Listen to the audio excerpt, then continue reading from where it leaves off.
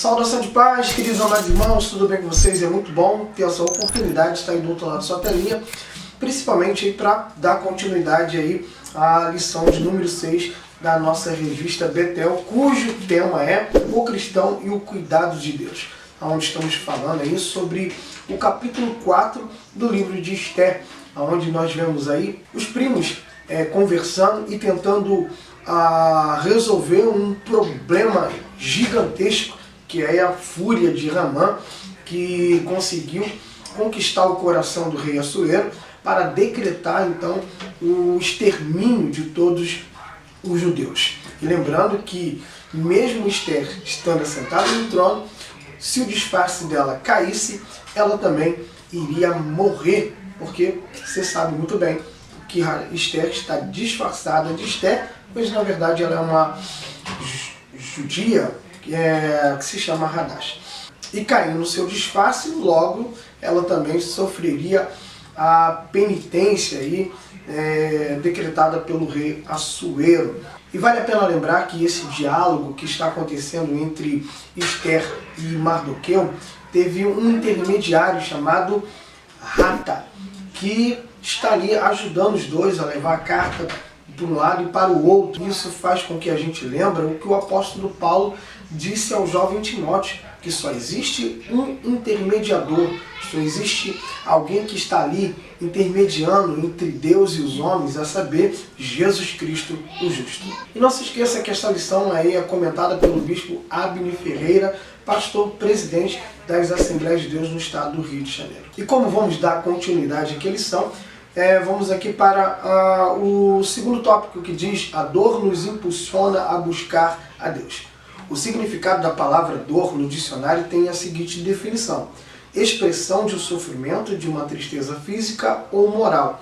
Era este o sentimento que pairava em todas as províncias onde chegava a palavra do rei e a sua lei, como está lá no capítulo 4 de Esther, versículo 3. E como fomos bem orientados pelo Espírito Santo na primeira parte do subsídio, nós trazemos a memória de que a tristeza, a dor, o sofrimento, ela traz perturbações para a nossa alma, inquietação, insegurança. E aí a gente chega ao ponto até de dizer, ou até cantar, né, que parece que todo mal, todo sofrimento cai só sobre nós. Aí a gente fica se sentindo que nós somos o único a estar sofrendo. O apóstolo Pedro, em sua primeira carta, capítulo 5, versículo 9, traz esta consciência sobre nós, de que nós não somos o único a estar sofrendo no mundo, que muitos outros irmãos estão padecendo e sofrendo as mesmas dores, e muitos até piores do que nós. E muita gente acha que, além dele estar sofrendo sozinho, dele ser o único a estar sofrendo, tem muita gente que fica indagando, perguntando a Deus: mas cadê Deus? Por que Deus não me poupou desse sofrimento? Romanos capítulo 8, versículo 32, o apóstolo Paulo vai dizer que Deus não poupou nem mesmo seu próprio filho do sofrimento, dirá nós. Uma coisa é certa: esse Deus que não nos poupa do sofrimento, não nos livra da dor, esse Deus, ele sabe muito bem a nossa capacidade de suportá-lo.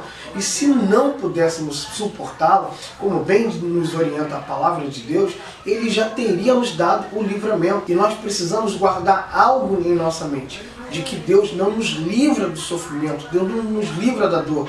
Como vemos em Eclesiastes capítulo 9, versículo 2, o sofrimento faz parte da vida, ela vem tanto para o ímpio, para o justo, tanto aquele que serve como aquele que não serve. Porém, o profeta Isaías declara dizendo que Deus nos livrará no sofrimento, Deus vai ser conosco no sofrimento. Ele vai dizer através do profeta Isaías que as águas não vão nos submergir, mas vamos passar pelas águas. O mesmo profeta Isaías declara que quando passarmos pelo fogo, ele não vai arder em nós, mas ele deixa claro que vamos passar pelo fogo. Haverá dias de dilúvios, mas o dilúvio não vai te submergir. Haverão dias de fornalhas, mas o fogo não arderá em ti, porque Deus está conosco. Haverá dias de perseguições, haverão dias de traições, mas em todo momento Deus estará contigo. E foi nesse pensamento que o bispo colocou aqui na revista A Mesma Fé Cabe aos Cristãos de Hoje, pois o Senhor se levanta em defesa dos seus. Isso mesmo, Romanos capítulo 8, versículo 31. Se Deus é por nós, quem será contra nós? Sim, Deus está conosco, mesmo nos piores momentos da nossa vida. Lembra do jovem sonhador José? Mesmo estando na casa de Potifar, sendo vendido, traído, Deus era com ele. Mesmo no cárcere, Deus era com ele. Em todo o tempo de dor, de angústia, de aflição, Deus estava com o menino. E assim também é Deus para conosco. No segundo subtópico diz: clama ou perece. Mardoqueu trouxe esta consciência para a rainha Esther, de que se ela não agisse, de que se ela não fizesse alguma coisa, ela também pereceria. Ele escreve respondendo para ela: não te iluda, não se engane, que se você não fizer tal coisa, de que você será livre. Não, você também é judia, seu disfarce vai cair. Bom, eu falei isso aqui já no começo, trouxe de novo a memória aqui de que a rainha Esther está disfarçada, sendo que todo mundo no livro de Esther está disfarçado. O livro de Esther não deveria se chamar Esther, mas sim o livro do disfarce, porque nessa narrativa histórica aqui, todo mundo está disfarçado, desde o rei até mesmo Deus, todos estão disfarçados. E quer descobrir um pouco mais aí sobre os disfarces de todo mundo nessa narrativa histórica? Deixa aí no comentário, eu quero descobrir. Então, se você deseja descobrir, comenta aí e vamos fazer com que esse vídeo chegue a pelo menos 100 likes. Deixa o seu like, comenta que você também deseja aí saber quais são os disfarces de cada personagem histórico desse livro, e aí eu farei um vídeo só falando sobre os disfarces de cada personagem aqui desse livro. Mas é justamente com esse pensamento de que se Esther não fizesse nada, o seu disfarce cairia, o disfarce de Esther, e então ela também sofreria os mesmos danos que os seus irmãos judeus. E neste pensamento de que o disfarce ela cairia, que ela então convoca um santo jejum a todos os judeus. E isso me fez lembrar aí da palavra de John Wesley, que diz: Deus nada faz a não ser em resposta às nossas orações. Por isso precisamos clamar, porque quem clama encontra em Deus resposta. O terceiro tópico diz: nosso fundamento é Cristo. O principal alvo de Satanás é a família, independentemente de ser cristã ou não. Um fato. Como nos dias de Esther, ainda hoje a família é atingida pelos diversos males, frutos de uma sociedade mergulhada no pecado. Pois, como bem diz a palavra, por multiplicar a iniquidade, ou seja, a iniquidade já faz parte desde a queda do homem. O que é iniquidade? Pecado consciente. A pessoa sabe que é errado, mas ela continua fazendo.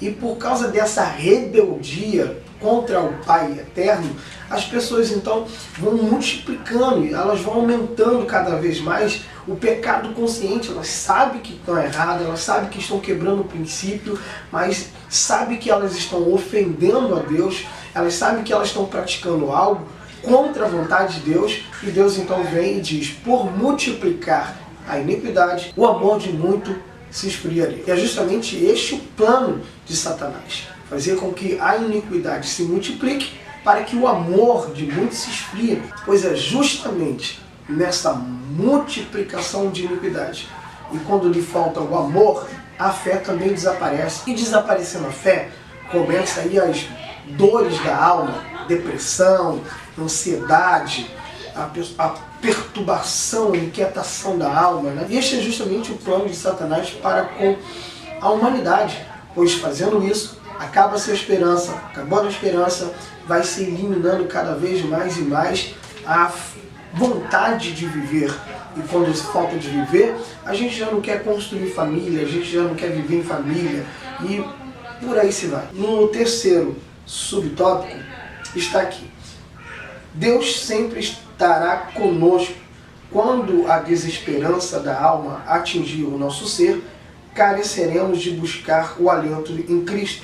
O apóstolo Paulo dá uma receita para todo cristão ser vitorioso: alegrai-vos na esperança, sede pacientes na tribulação e perseverai na oração. Romanos 12, versículo 12. Uma coisa é certa, o próprio Cristo disse em Mateus capítulo 28, versículo 20, que ele estaria conosco até a consumação dos séculos.